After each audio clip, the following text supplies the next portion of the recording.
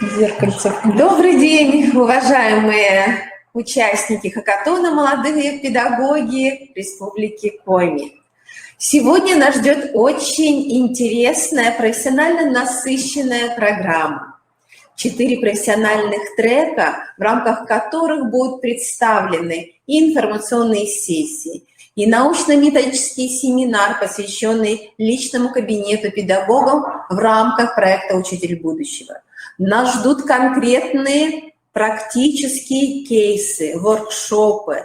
И, конечно, я анонсирую встречу с представителем профсоюза народного образования Республики Коми, который ответит на вопросы, связанные с нормативно-правовым обеспечением деятельности молодых педагогов. Уважаемые коллеги, мы просим вас принять участие, конечно же, и в проектной сессии, которая будет посвящена дизайн-мышлению. На проектной сессии мы еще раз обозначим для вас задачи, которые будут решены уже в рамках проектных сессий, ожидаемых нами в октябре. Уважаемые коллеги, я напоминаю, что идет прямое подключение через сайт хакатона. Вы имеете возможность в онлайн-режиме сегодня с вашими коллегами принимать участие в обсуждении самых важных вопросов. Каждый спикер готов, получая от вас вопрос, отвечать на ваши профессиональные вопросы.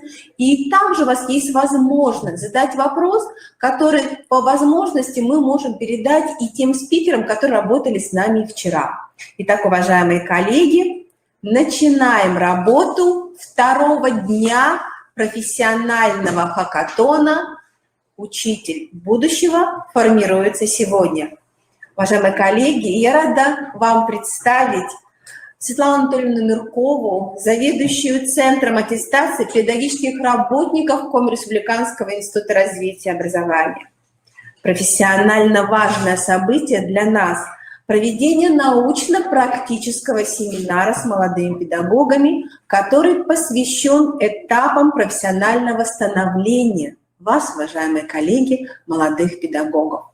Будьте активными, не только слушателями, но и теми, кто имеет возможность сегодня высказать свою профессиональную позицию, задать вопросы. Светлана Анатольевна, я передаю вам слово.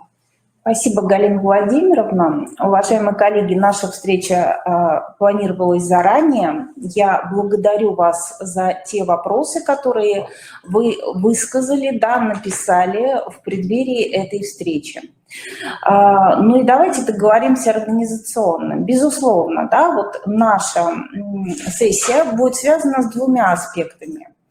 С аспектом, связанным, да, вот с основными направлениями аттестации педработников Республики Коми и с нашим новым проектом «Личный кабинет педагогического работника», вот в котором помимо, да, вот участия в решении проектной задачи, в апробации, да, которого мы хотим вам предложить принять участие. Уважаемые коллеги, мы сейчас перед вами, да, будет часть вопросов, которые вы задали, но вот наряду с этими вопросами, сейчас кто-то узнает свои, да, вот вопросы, наряду с этими вопросами хотелось бы задать вопрос вам и мне. Вот о чем я хочу спросить. Как вы считаете, уважаемые коллеги, а чем отличается педагог, который соответствует занимаемой должности, а у нас есть такая разновидность аттестации, она проходит на рабочих местах, чем он отличается от педагога, который имеет квалификационную категорию? Вот, пожалуйста, удержите этот вопрос в сознании, потому что он нам сегодня пригодится, и ответ на него нам будет необходим на протяжении всей нашей встречи. В чем отличие? Да? Компетенции, компетентности. В чем разница? Ну и чтобы вот этот вопрос не остался только в рамках сегодняшней нашей встречи, я уже заручилась поддержкой Галины Владимировны, и она мне обещала, что у нас с вами произойдет в октябре в рамках форума более развернутая встреча.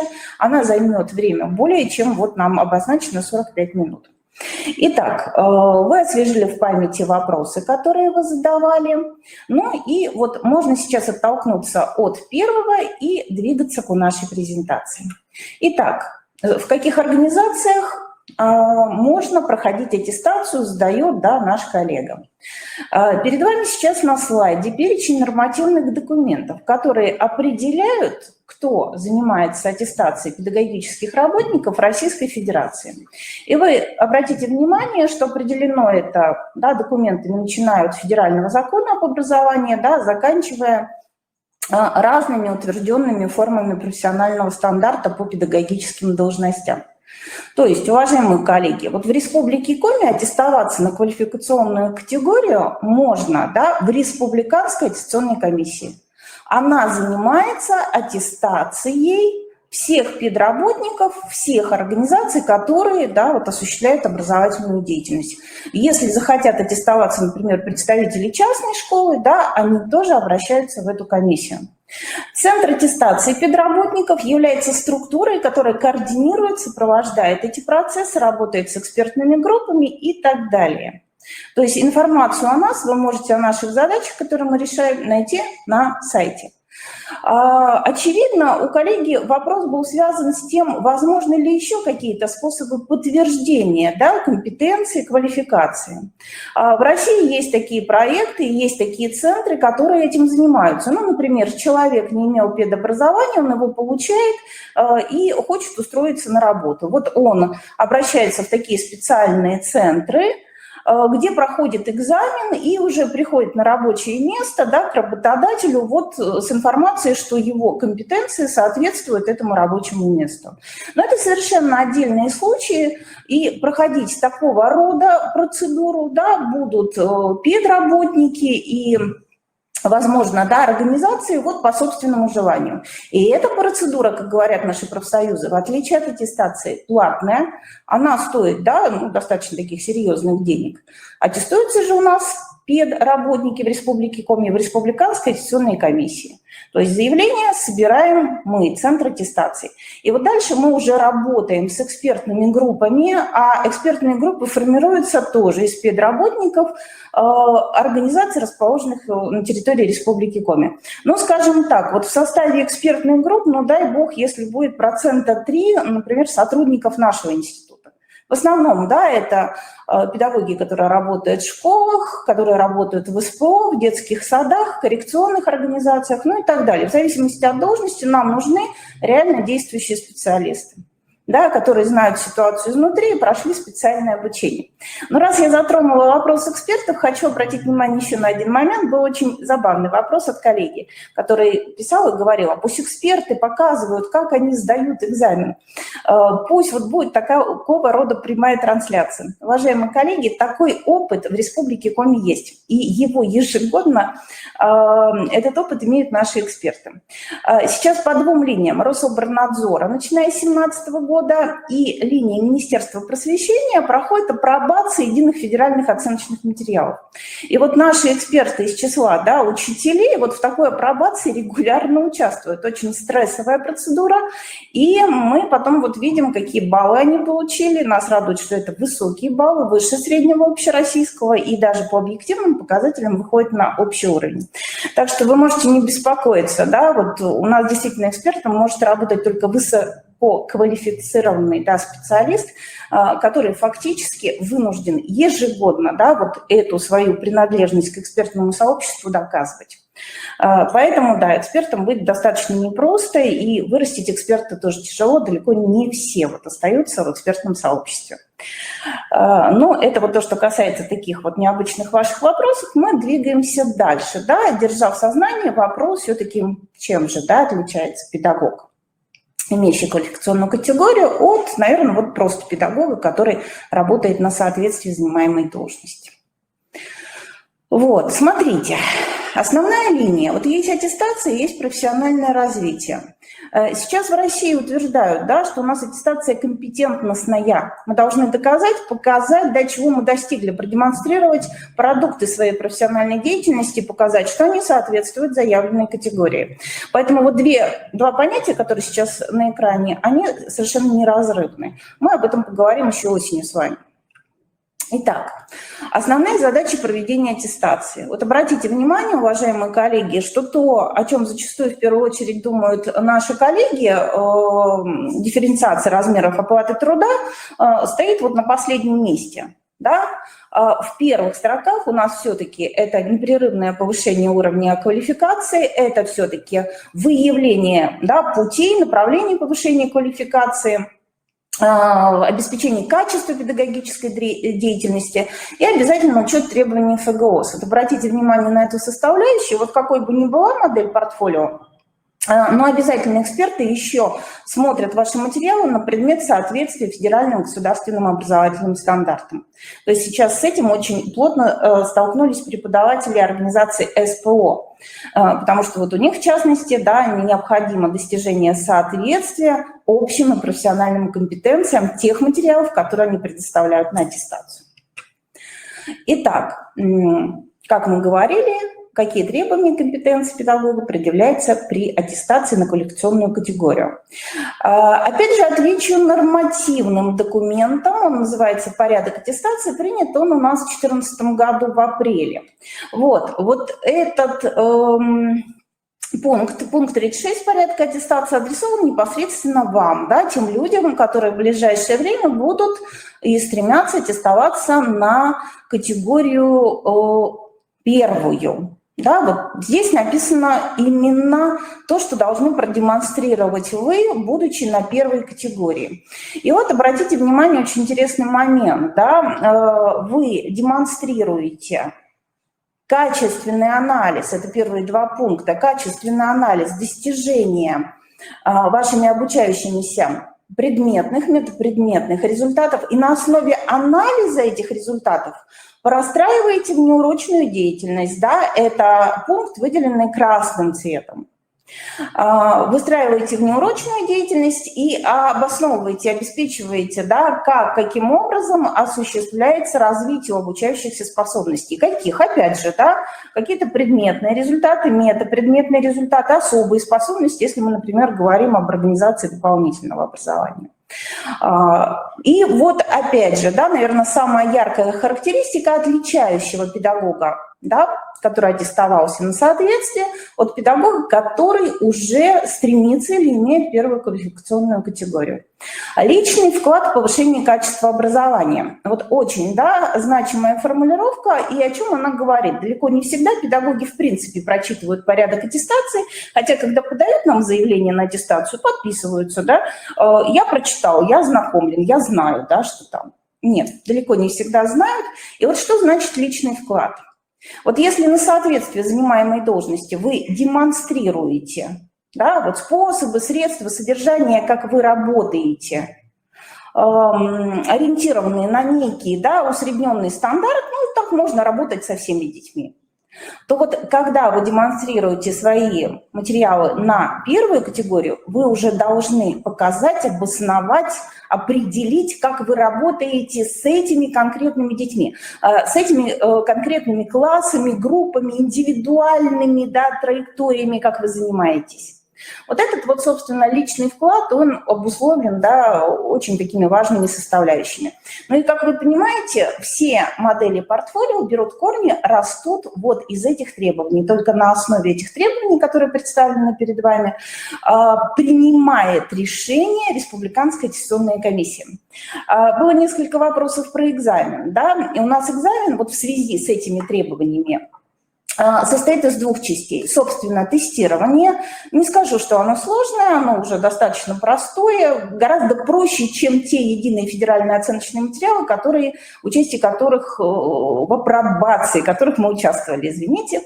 Так вот, да, и вот то, что касается экзамена, у нас сдают, да, вот еще люди, которые представляют, да, себя на экзамене, сдают еще ряд материалов, которые должны соответствовать вот тем пунктам, которые вы сейчас наблюдаете на экране. То есть иначе, просто на основе тестовой части, не имеет права, да, Республиканская аттестационная комиссия принять решение. То есть еще раз обратите внимание, перед вами документ прямого действия, он федеральный. Да, ему подчиняются все аттестационные комиссии во всех регионах Российской Федерации.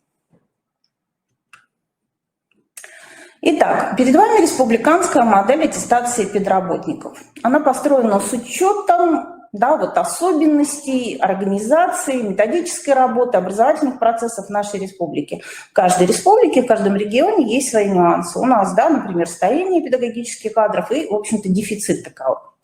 Поэтому, в рамках этой модели, кто интересовался, мог уже ее видеть, в рамках этой модели есть две такие составляющие.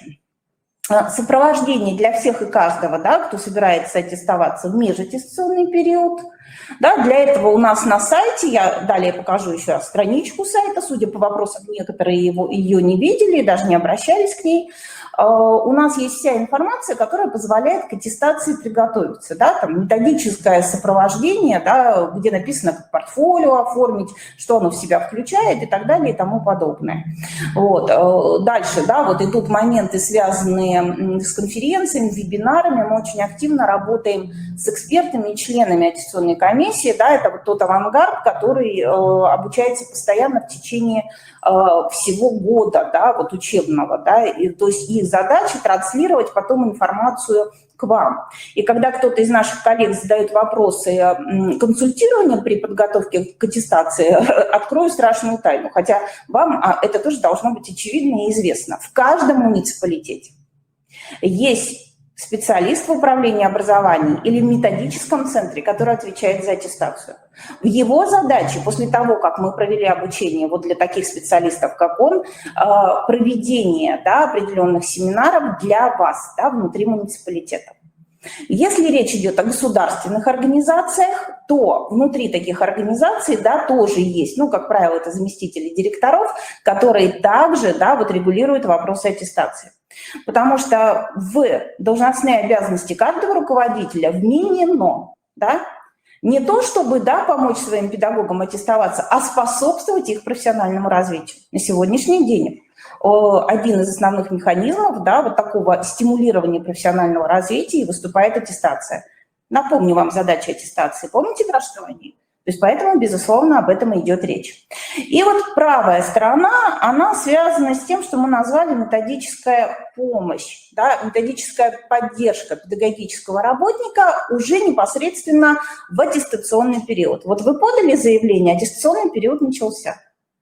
Вы отозвали заявление, если, допустим, не очень качественно проработали материал, чего-то недопоняли, вам дали рекомендации эксперты, для вас аттестационный период завершился. Либо, вы подали заявление, все благополучно, вы, предложили экспертной группе для рассмотрения прекрасный материал, экспертная группа составила заключение, которое было представлено на заседании аттестационной комиссии.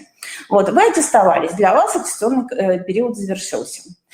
И здесь очень интересная составляющая внутри. Видите, пожалуйста, что у нас мероприятие. И очень интересная составляющая внутри правого крыла, как я его называю, что мы формируем для педработников рекомендации по доработке аттестационных материалов и по совершенствованию этих материалов. Но по совершенствованию бывает когда? Когда ваша работа пограничная, вы находитесь, едва переступили, допустим, порог между соответствием занимаемой должности и первой категории, к вам еще много вопросов. В этом случае, эксперты могут написать рекомендации по совершенствованию профессиональной деятельности. Комиссия по вам приняла положительное решение, удовлетворили, ваше заявление об аттестации, установили вам первую категорию, предположим, но вам на что-то нужно обратить внимание. Формируются рекомендации по совершенствованию. Рекомендации по доработке, они могут формироваться как в аттестационный период, так и период за рамками аттестационного. Но с чем это связано? Это связано с тем, что, в принципе, такого рода рекомендации является свободным волеизъявлением экспертной группы. Так как в самом порядке аттестации никакая доработка не упоминается, там жестко установить категорию, отказать в установлении. И если к нам приходит экспертное заключение, экспертные группы, а как я сказала, это люди, которые работают во всей республике, прошли соответствующее обучение, имеют высокий уровень квалификации и компетентности для написания подобных продуктов, то, в принципе, когда передается отрицательное экспертное заключение на заседание комиссии, как вы понимаете, подавляющем большинстве случаев при предоставлении материалов принимается решение отказать в установлении, если экспертное заключение отрицательное. Поэтому, коллеги, призываю вас помнить, да, что рекомендации по доработке, отзыв заявления, да, это альтернатива вашего включения в приказ, где написано, да, вот Ивановой Марии там, Петровне отказать в установлении квалификационной категории. Ну, наверное, это и где-то психологически не очень приятно, да, то есть пришел документ такой об организацию. Но и есть еще объективный фактор. Если такой приказ издан, вы не имеете права в течение года, и это опять же порядок аттестации, претендовать, да, и подавать заявление на установление этой квалификационной категории. То есть смотрите, да, вот мы даем возможность вот такой вот цепочкой отозвали заявление, потом получили рекомендации, доработали. Можете опять подать заявление вот в период, когда вот вам удалось осуществить доработку. Если же вы не хотите дорабатывать, да, не хотите там отзывать заявление, ваше право, можете этого не делать, но в этом случае, да, комиссия вынуждена завершить процедуру вашей аттестации, в этом случае вы попадаете в так называемый отрицательный приказ, в котором написано «отказать в установлении квалификационной категории». Еще раз подчеркну, потому что вот сейчас мы имеем ряд обращений педработников, как раз молодых, которые, ну, весьма так наивно и амбициозно полагают, да, что экспертные группы обязаны формировать им рекомендации. Еще раз, не обязаны. Это свободная волеизъявление экспертной группы. То есть в данном случае, да, право комиссии либо установить вам категорию, либо отказать. Но есть такой бонус от республики, да, когда вам дают возможность доработать, да, получить консультацию профессиональную, да, и тем самым, да, не затягивать с аттестацией.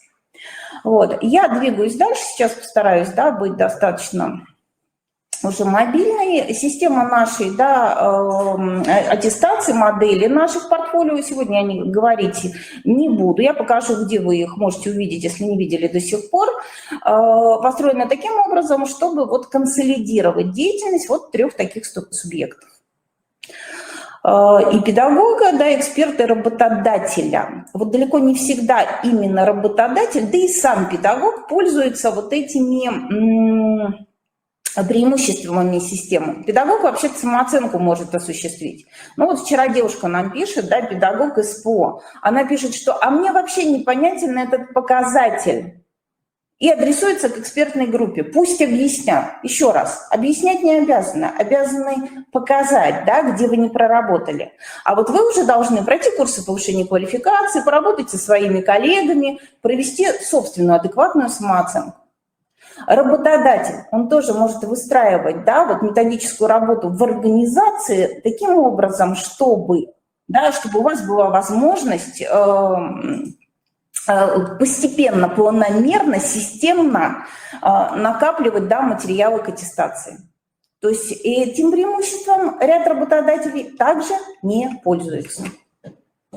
Вот, перед вами страничка, ну вот она такая интегрированная, страничка нашего сайта, где то, что называется, все про аттестацию. Многие пишут, как оформить портфолио, да, как подать заявление. Ну вот я вот сверх того, что вы видите, отвечу на вопрос. Когда вы можете подать заявление? Помните, собственно, на основе чего принимается решение об аттестации? Написано стабильные положительные результаты. Положительный результат у нас педработник показывает через год. А вот еще через год мы можем говорить уже о некой стабильности. То есть ваш стаж должен быть, да, представлен при аттестации не менее 2 лет полных учебных годов, да, где вы проанализировали, да, вот результаты своих детей. Проанализировали качество, не отметки, а именно формируемые предметные и метапредметные личностные результаты. Вот, еще раз, да, вы зафиксировали страницу нашего сайта и информацию, да, там все можете найти по оформлению, по экзамену. Что касается экзамена как раз, вот, да, здесь коснусь, у нас с вами 2 формы аттестации, да, действуют для части педработников: экзамен и портфолио. Учителя и работники дошкольных организаций. Так вот, да, вот, уважаемые коллеги, любой квалификационный экзамен, если он идет на категорию, он представляется через демо-версию. версию. Этим же путем идут федералы, разрабатывая сейчас единые федеральные оценочные материалы. То есть через демо-версию. То есть как в ВУЗе, да, там списки литературы, да, разъяснений никто вам проводить не будет. Это не обучение, это определение направлений, да, вот вашего движения. В них вы двигаетесь сами, демонстрируя свой личный вклад в качество образования. Итак, да, здесь страничка, как осуществляется регистрация заявлений через электронную систему учета аттестующихся. И в следующем учебном году мы от этой системы будем потихоньку переходить, да, вот переваливать ее, перекатывать в новую систему личный кабинет педработника. Будет достаточно, да, такая тяжелая для нас работа. Вот. Но вот имейте в виду, мы сейчас очень здорово благодаря этой электронной системе сохранили график аттестации. В период самоизоляции у нас педработники, все желающие, да, вот смогли включиться в аттестационные процедуры, действовали достаточно просто. Да. В систему загружались заявления, сопутствующие документы, портфолио размещалось в облако, на которое, да, нам присылалась ссылка. С этой задачей справились педагоги, ну, скажем, те, у которых педстаж был лет 40, там, 45. То есть все разместили свои материалы в облаке, материалы оперативно передавались в экспертную группу, мы ни на день не сдвинули аттестацию, и, может быть, даже, вот, пользуясь периодом самоизоляции, да, в аттестацию включились педагоги, которые, ну, не планировали это сделать, и уже за рамками допустимого периода вот сдавали свои материалы. Мы ходатайствовали о проведении дополнительного заседания для них аттестационного периода, потому что, ну, представьте, те люди, которые сдавали материалы в апреле, в мае, это уже за рамками аттестационного периода. Как советуют наши профсоюзы, да, материалы рекомендуется сдавать за 3-4 месяца до даты того заседания комиссии, в котором вы планируете, чтобы ваши материалы рассмотрели. То есть сам аттестационный период длится 60-90 дней. Да, и поэтому, вот скажем, да, если вы знаете, что последнее заседание, графики ИЭВО вывешиваются в сентябре каждого учебного года, к концу сентября, приказом министерства, у них на сайте, у нас на сайте, и вы видите, что вот как в этом году, например, заседание 27 мая, самое позднее, вы должны были сдать материалы в конце марта. Вот сейчас, конечно, мы имели очень много проблем, да, с тем, что материалы поступали в мае. Имейте в виду, уважаемые коллеги, у вас много прав, об этом будет говорить, да, Михаил Юрьевич Иванов. Но помните, что у вас есть еще и, наверное, такие вот обязанности, да, и человеческие, и профессиональные. То есть сдача планомерная, да, и вовремя, да, материалов с тем, чтобы их успели проверить эксперты, чтобы вы успели их доработать, это тоже разновидность уважения к своим коллегам, которые материалы проверяют. Да. Вот в этом году с этим были, да, определенные затруднения.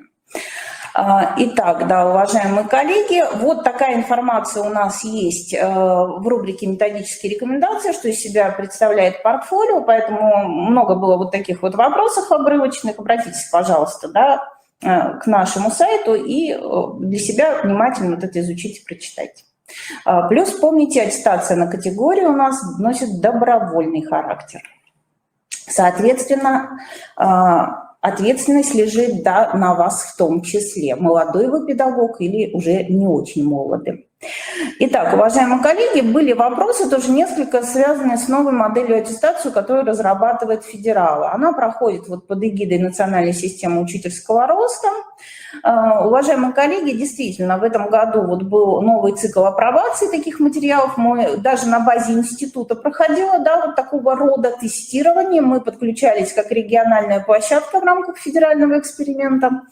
Так вот, да, уважаемые коллеги, что я вам могу сказать? Сроки действительно назывались внедрение, да, вот этой системы и в том числе 2020-2021 год. Но сейчас, я думаю, будет внесена в связи, да, вот, с периодами самоизоляции, будут внесены некоторые коррективы. Пугаться тоже не стоит, что вас резко включат в новую модель аттестации, потому что федералы обещали, что будет переходный период, сначала его объявят, потом он будет длиться не менее 2 лет, когда вы по-прежнему сможете аттестовываться, выбирая портфолио, да, либо вот проходя этот экзамен. Кстати, по поводу этого экзамена, когда мы посмотрели его материалы, такие компетенции, да, там измеряются.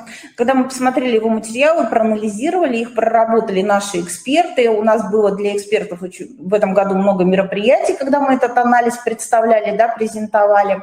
Так вот, да, вот, уважаемые коллеги, мы столкнулись с тем, что вот наше портфолио, да, ну, как бы принято считать, что это сложно, оно в рамках вот нового федерального экзамена находится на самом нижнем уровне требований. То есть над уровнем нашего портфолио в рамках ЕФОМ есть еще 2 уровня требований. Ну вот судите сами, да, что вас может ожидать. Ну и плюс мы доказали, что вот наша аттестация готовит педагогов к новой федеральной аттестации. Да, прежде всего это коснется учителей, всем остальным пока можно не вздрагивать, только учителей, да, в первые годы. Потом, как говорится, будет видно. Раньше времени не нервничайте, всех проинформируем заранее. Вот, но вот, уважаемые, да, коллеги, вот такие линии, да, вот идут в рамках вот этой вот модели, да, аттестации. То есть вот первичная аттестация, кстати, была апробирована в Татарстане, там очень высокая конкуренция среди педработников. В чем она заключалась? Люди закончили вуз, да, педагогический, по педагогическим должностям, но прежде чем попасть на работу, они еще проходят вот такого вот рода аттестацию, да, чтобы попасть на желаемое место работы. Вот. Ну и дальше вот вы видите, что эта аттестация планирует консолидировать и соответствие занимаемой должности, и квалификационную категорию. То же самое происходит у нас, потому что у нас внутри модели каждого портфолио заложена бальная, да, шкала, где 1 балл – это, собственно, СЗД, ну и так далее. Поговорим об этом еще дополнительно осенью. Но вот какие цели, да, достигаются. И определяются направления повышения квалификации. То есть в ряде случаев, да, эксперты вам напишут о том, вот в каком направлении вам нужно квалификацию повышать. Ну и вот, пользуясь своим опытом профессиональным, скажу, очень здорово, да, когда обучение вот носит такой вот командный характер, и когда на это работает весь коллектив, да. Вы, наставники, да, представители коллектива, с вами, да, объединяются в разные творческие группы. Очень хороший получается результат, да, с точки зрения вашей компетентности. Итак, уважаемые коллеги, вот это вот то, что касается ваших вопросов, но еще очень быстро пройду, да, вот по тем, которые вы задавали. Первое мое обращение, учитель-дефектолог к нам обращался. Уважаемый коллега, у меня просьба, если для вас еще актуальны те вопросы, которые вы задали, они были самые объемные и грамотно сформулированные, пожалуйста, пришлите нам со своего электронного адреса на наш адрес центра аттестации cae.ru. Пришлите эти вопросы, мы вам ответим индивидуально. Я заручилась поддержкой эксперта-дефектолога. Там все достаточно просто в вашем случае, ну просто, наверное, не хватает опыта. Итак, изменения я уже назвала, которые будут, да, в модели портфолио по должности учитель, в модели портфолио по должности воспитателей, другие специалисты дошкольного образования. На сегодняшний день изменений пока не ожидается. Если они произойдут, это тоже будет апробация, это тоже будет переходный период, поэтому не беспокойтесь. Ну и такой вот вопрос, если у кого-то закончился статус молодой педагог, а он не успел подготовить, да, материалы для аттестации. Уважаемые коллеги, подготовка к аттестации, как и профессиональное развитие, процесс полномерный. Например, чтобы проанализировать стабильные результаты освоения детьми образовательных программ, вы должны были это сделать в конце первого учебного года, потом в конце второго учебного года, да. То есть фактически, да, аттестация по-хорошему не готовится за месяц-полтора, да, она планомерно складывается, да, вот в какие-то накопительные, да, вот ваши ресурсы. Поэтому еще раз обращаю внимание, у нас в этом году аттестовались вот все, кто занимался этим планомерно. То есть не было того, что караул, не могу аттестоваться. Кроме того, если вы разместили материалы в облаке, то у вас есть какая возможность? Послать ссылку на облако своему руководителю, послать перечень приложений, да, которые он должен заверить, он это делает. Мы в течение всего этого периода, начиная с апреля, получали вот такого рода подтверждения от ваших руководителей. То есть проблем не возникло. А вот продлят ли статус молодой педагог, молодой специалист, спросите у Михаила Юрьевича Иванова. Сейчас я передаю слово методисту нашего центра, да, потому что я обещала в рамках аттестации показать преимущества личного кабинета, потому что здесь вопрос стоит точно так же. Да? То есть как сделать так, чтобы вот личный кабинет, да, педагога и то, как мы накапливаем информацию, еще и работало на ваше профессиональное развитие.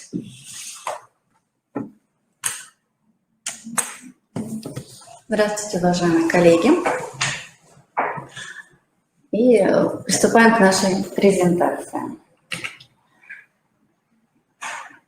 Сразу хочу сказать, что проектное задание уже размещено на сайте Хакатона. Да, можно показать.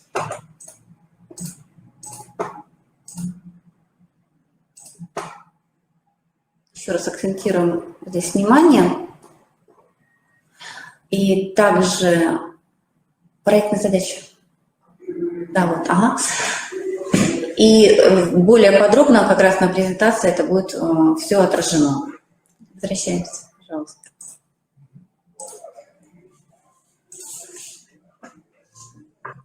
Мы предполагаем, что вот наш личный, который мы планируем личный кабинет разработать, предполагаем, что он будет осуществляться именно через непрерывное накопление и систематизацию материала, который подтверждает именно взаимосвязь элементов и непрерывное саморазвитие, профессиональное саморазвитие педагогического работника. Также,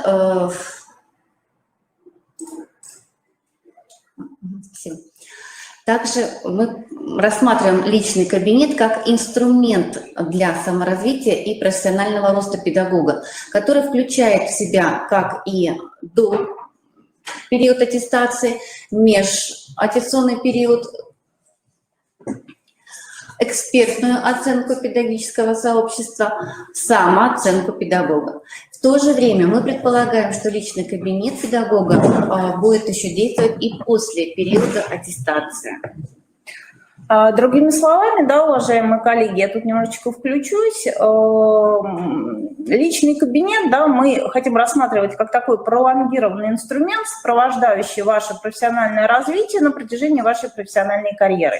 И в рамках этого, да, вот сегодня создается такая платформа, да, уже институту был выделен сервер, место, да, где вот мы можем эти вещи все разместить. Потому что вот на сегодняшний день, да, вот система аттестации, то, как мы вот накапливаем, да, ваши материалы, так как сейчас есть такая категория, как личное дело педработника, и эти материалы хранятся не менее 5 лет, да, вот и должны храниться не менее 5 лет. Взорвался сервер Института развития образования, да, у нас самые объемные материалы, да, вот во всем институте.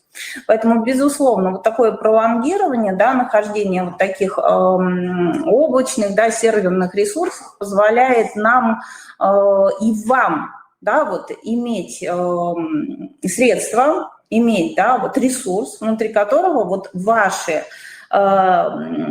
ежегодные, да, периодические накопления достижения будут фиксироваться.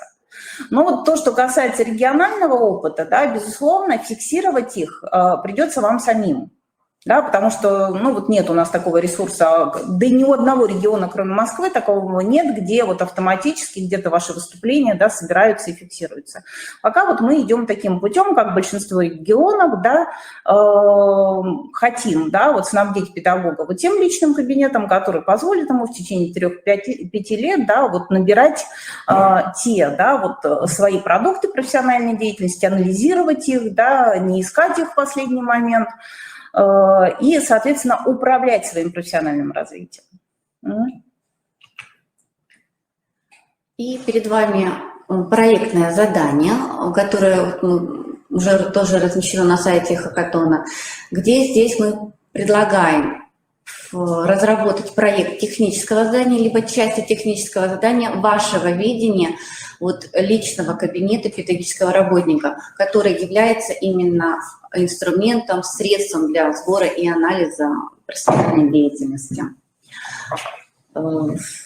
Исходными данными вы можете пользоваться как минимум, да, это модель аттестации здесь представлена, где можно познакомиться на нашем сайте КРИРО, и данной презентацией который вот также представлен на ваше внимание для разработки технического задания.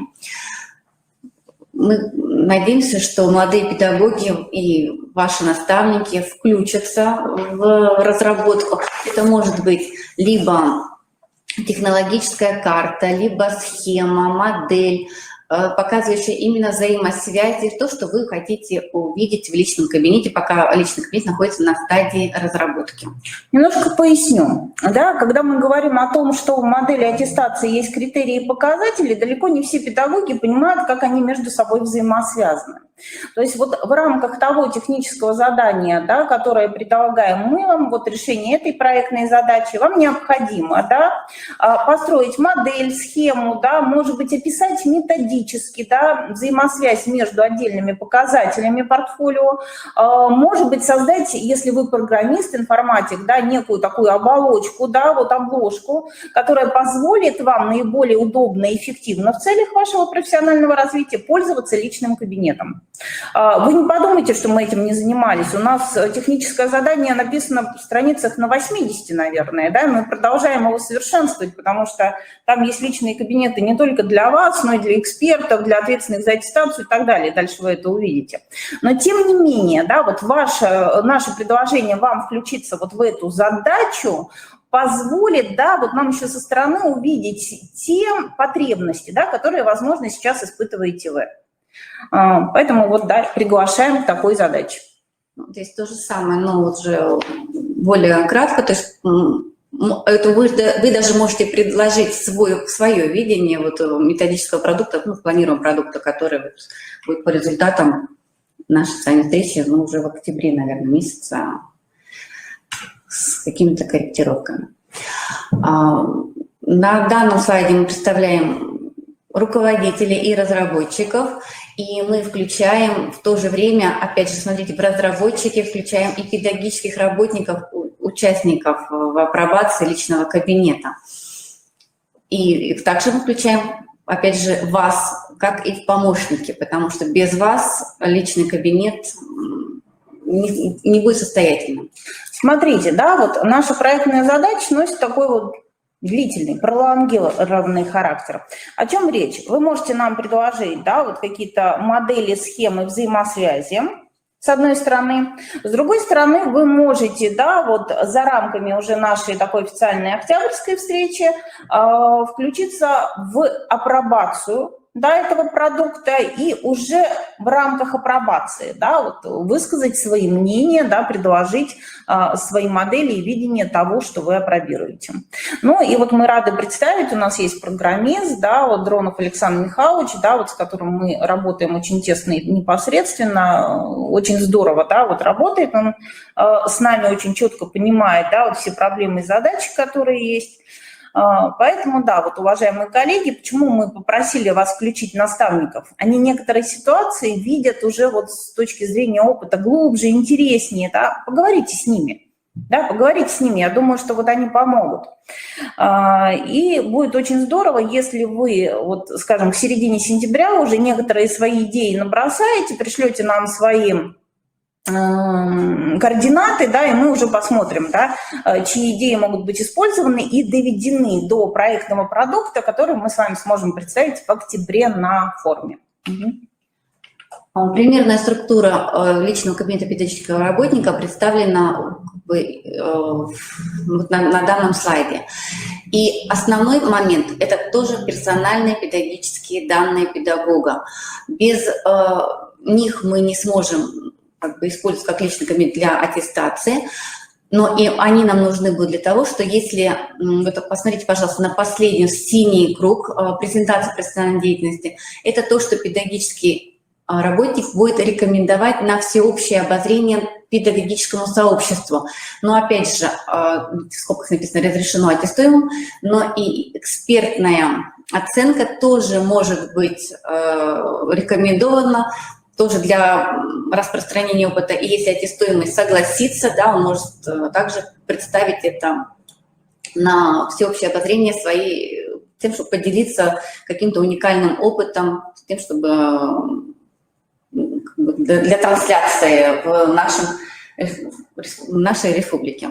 Ну, то есть вот обратите внимание, все здесь важно, да, качество, грамотность, предоставление вами информации о себе.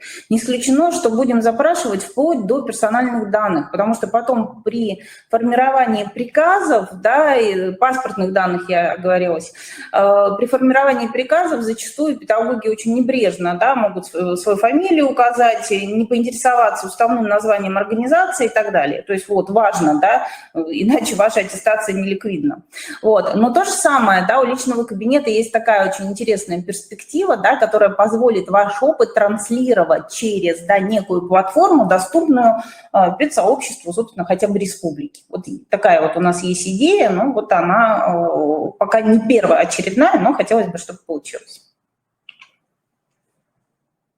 На данном слайде мы представляем один из вариантов нашего видения, то есть это структура на примере должности учитель в соответствии с моделью.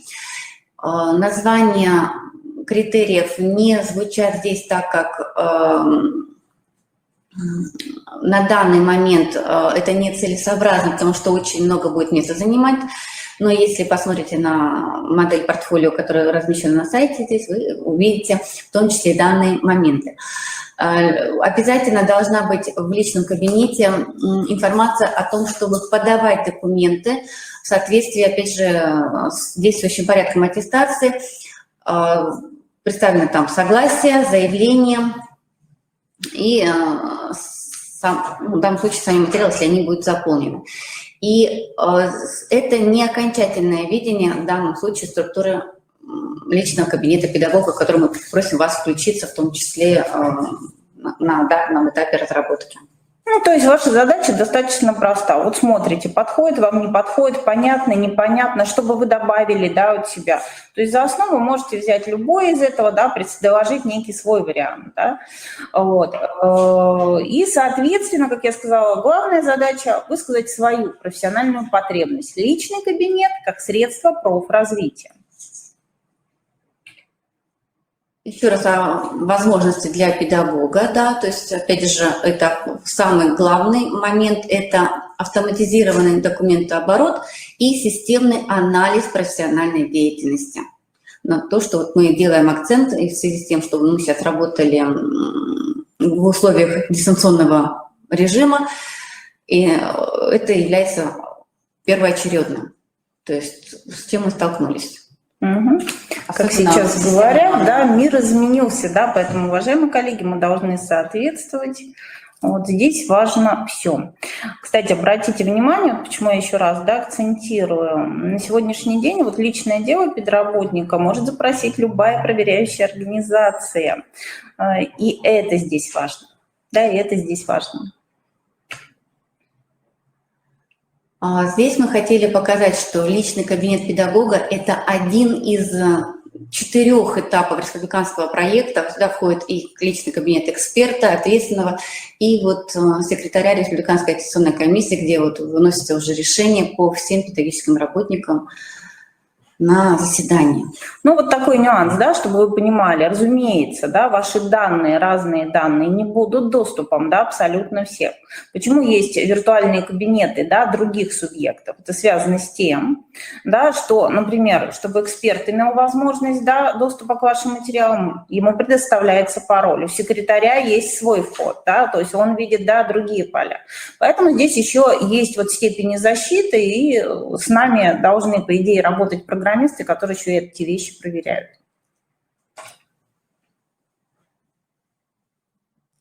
Первый план – трекинг, где мы должны представить решение проектной задачи. Это будет ориентировочно к 25 сентября. Мы планируем, что вы активно включитесь, будет, возможно, переписка, с тем, чтобы уже в октябрьской встрече мы могли представить и определить, хотите ли, да, может быть, тоже сразу определиться для того, чтобы стать участниками вот того. Ну, то есть в каком качестве? Который... Только где-то там на этапе апробации, да, вы планируете аттестоваться, поэтому вот включаете себя в такого рода список, либо, да, у вас будут с вашим наставником предложения нам по структуре личного кабинета, да, предложения, чего бы вы хотели учесть и почему, с обоснованием, да, почему это важно. То есть действительно мы с вами, да, имеем возможность переписки, встречи где-то 17 сентября, да, по необходимости обозначим дополнительную встречу с теми людьми, которые, да, будут заинтересованы в работе с нами. Ну и 25 сентября мы вот такой вот, да, с вами организуем, да, предзащиту, если такой продукт будет иметь место в вашей деятельности.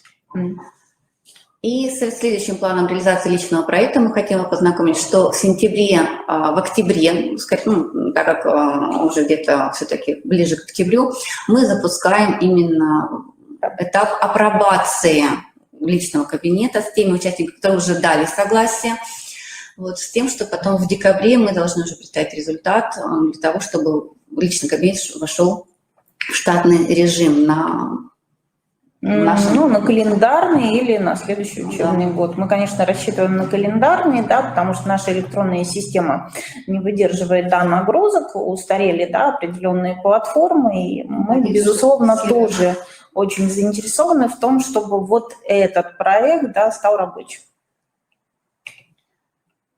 Ну, то же самое, но более понятнее, да. Ну, то есть этапы представлены, да, и ваше предложение мы ждем на наш электронный адрес. В то же время мы хотим, опять же, да, напомнить, что есть и как и риски, но, опять же, и пути преодоления этих рисков, которые могут возникнуть при либо работе в личном кабинете, когда он уже будет на этапе апробации, либо при тем, когда вы будете планировать. И самое существенное – это несистемное накопление материала за межаттестационный период. То есть из-за того, что мы несистемно его храним либо на компьютере, либо на разных компьютерах, либо еще каких-то носителях, либо только в бумажном варианте. Либо спохватываемся в последний момент и говорим, как это сложно. Да? Но еще раз, да, уважаемые коллеги, обращаю ваше внимание, да, что обязанности педработника анализировать свою работу ежегодно. Это обязанность педработника, имеющего или претендующего на квалификационную категорию. Поэтому вот этот риск и выведен. И электронный адрес наш представлен, на который вы можете присылать ваши предложения. Мы, наверное, как-то можем Александру Викторовичу передать, да, презентации как основание, да, и, собственно, включиться в работу. Коллеги, задача непростая, но еще раз говорю, вы можете включиться в работу на уровне элемента, на уровне какого-то вопроса, который вас интересует. Мы рады сотрудничеству. Поэтому до встречи в октябре.